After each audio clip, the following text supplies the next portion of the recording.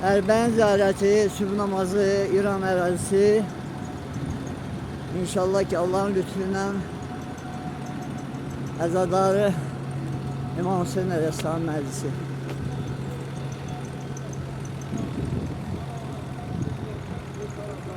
İslam dini Hüseyin'i duruştan ibarettir.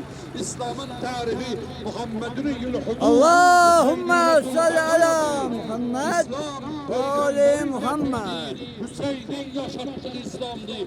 Bizde geliyor 50 milyonun dini olan ki İslam'ın arkasında dayanan Emevi tefekkürüyle düzelen Hokka İslam'a yok diye silahsız dünya bir koşul görsün ki ve dünyanı bu sülh İmam Hüseyin Aleyhisselam'ın arzuları tutaracak.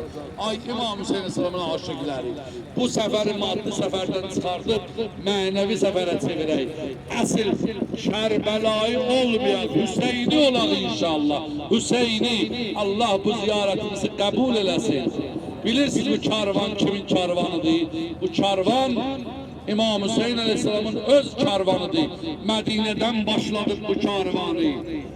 Gələndə Kərbəlada deyib mənim yanımda kəmiyyət qalmasın. 1500 adam uzaqlaşdırır, keyfiyyət qalsın. 72 keyfiyyət qalsın. Təsadüfdən bizim karvanda kişilərin sayı 72'dir. Allah 72 şühədaya bağışlasın inşallah. 72 kişidir, 62 xanım. Allah onları da xanım Zeynep'e bağışlasın inşallah. Deməli, biz İmam Hüseyin ağanın dalınca gedirik. 14 əsr qabaq bu karvanın sarıbanı odur.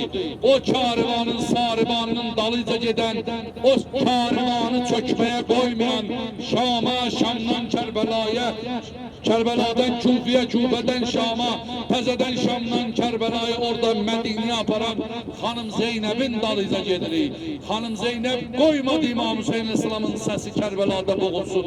Biz de ona göre gedirik. Orada diyeyim Lebbeyke ya Hüseyin. Lebbeyke ya Hüseyin. Lebbeyke ya Hüseyin. Buradan dünyaya diyeyim ey Hüseyin'e dil uzadanlar. Koymarıq bu sesler yata. Biz gelmişik İmam Hüseyin Aleyhisselam'ın əskerini biri inşallah. Allah seferimizi bereketli, ziyaretimizi kabul, yolumuzu açık eləsin.